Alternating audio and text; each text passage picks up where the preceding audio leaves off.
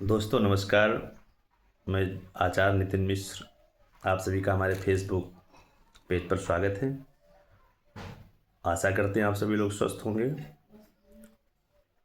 आइए आज चर्चा करते हैं मांगलिक क्या है। बहुत स्थितियां फैली होती हैं और ज़्यादा से ज़्यादा कुंडलियां यानी कि 100 में से 70 कुंडलियां जो होती हैं, जनपत्री जो होती हैं, 70 जनपत्री वो मांगलिक की होती हैं। और मांगलिक दोष में कहा गया है कि यदि लड़के की जन्मपत्री मांगलिक है या बिटिया की है तो उसमें एक का विनाश हो जाता है, ऐसा हमारे शास्त्र कहते हैं। हालांकि उसकी भी एक विधा है। जैसे लड़के का जो है सप्तम का मंगल बहुत प्रभावशाली होता है और बिटिया का मंगल जो होता है अष्टम का बहुत प्रभावशाली होता है।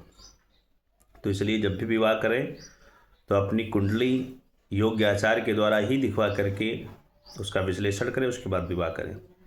अगर दोनों की कुंडली जनपत्री जो है, दोनों की जनपत्री मांगलिक हैं तो विवाह किया जा सकता है, दोनों की जनपत्री मांगलिक। अब आइए जानते हैं कि किन किन भावों में मंगल बैठा है। तो किस भाव में मंगल बैठा है तो कौन सा मांगलिक माना जाता है। जैसे लग्न हो गई, लग्न यानी कि प्रथम भाव में मंगल बैठा है तो जनपत्री मांगलिक हो गई। चतुर्थ भाव, सप्तम, अष्टम और द्वादश यानी कि 12वां भाव, इन भावों में अगर मंगल बैठा है तो जनपत्री जो मांगलिक कहलाती है। हालांकि इस मंगल का और पर कोई विशेष प्रभाव नहीं पड़ता है कि किसी जो जातक है उसकी कुंडली पर कोई विशेष प्रभाव पड़े या ऐसा कुछ प्रभाव पड़े, ऐसा नहीं है। ये मांगलिक जो है केवल सिर्फ और सिर्फ विवाह के लिए ही देखा जाता है, क्योंकि इन भावों में मंगल जो होता है जो प्रभावशाली होता है। और प्रभावशाली होने के साथ साथ कुछ चीज़ें ऐसी भी होती हैं कि अति सर्वत्र वर्जयत। तो मंगल वैसे भी ऊर्जा का कारक होता है और ऊर्जा अधिक हो जाने की वजह से ऐसी स्थितियाँ बन जाती हैं।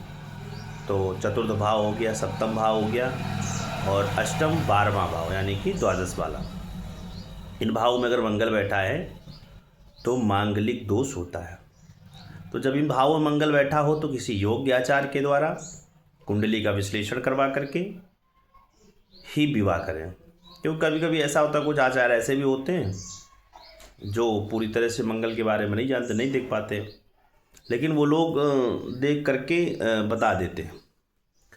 तो सभी से निवेदन करूंगा कि सभी लोग इस विषय में गंभीरता से जांच कर लें और उसके बाद ही यजमान को बताएं।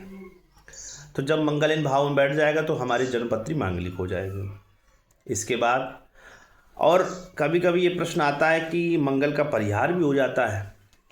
जैसे कई परिहार हैं, जैसे मंगल के स्थान पर, जैसे मंगल प्रथम, चतुर्थ और सप्तम, अष्टम, द्वादश भाव में बैठा हुआ है, इन्हीं भाव में कोई क्रूर ग्रह बैठ जाए, यानी कि शनि बैठ जाए, राहु केतु बैठ जाए, सूर्य बैठ जाए, तो मंगल का प्रभाव क्षीण हो जाता है, यानी कि मंगल का जो मांगलिक दोष होता है समाप्त हो जाता है। लेकिन अगर मांगलिक दोष जन्मपत्री में कोई भी योग बना है या दोष बना है तो उसको जीवन में कभी समाप्त होते हुए नहीं है, वो कभी जीवन में समाप्त नहीं होते हैं। अगर कोई दोष, कोई योग बना है कुंडली में तो वो जीवन पर्यंत रहता है। बस पूजा पाठ करके, क्षमा प्रार्थना करके, उपाय करके उस प्रभाव को कम किया जा सकता है। तो यही मांगलिक भी है, मंगल का भी है कि कोई दोष बना तो समाप्त नहीं होता, लेकिन उसका चाहे जितना मांगलिक परिहार हो रहा हो, लेकिन जो हमने देखा है तो उसमें कहीं ना कहीं कुछ न कुछ प्रभाव मंगल का रहता है वैवाहिक जीवन में।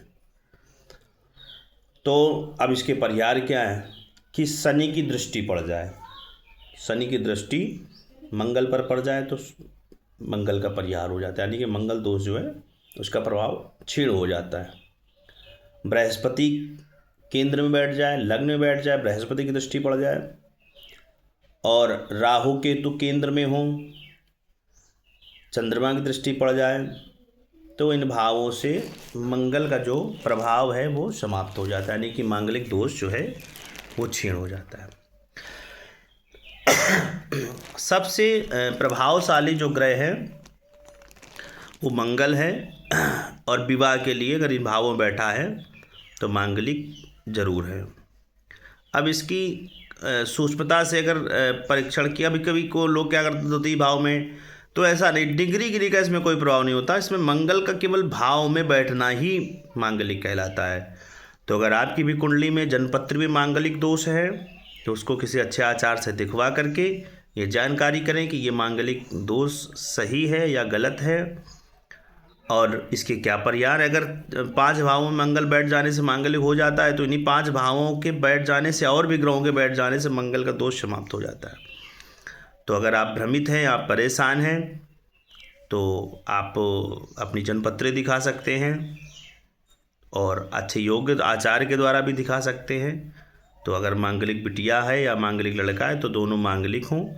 अगर दोनों मांगलिक नहीं हैं तो कोई दिक्कत नहीं, लेकिन एक मंगल हो एक नान मांगलिक हो ऐसा विवाह नहीं करना चाहिए। उसके परिहार दिखवा लेना चाहिए। मंगल उच्च का हो जाए, मंगल नीच का हो जाए तो मंगल का परिहार हो जाता है। स्वराशि का हो जाए मंगल तो परिहार हो जाता है।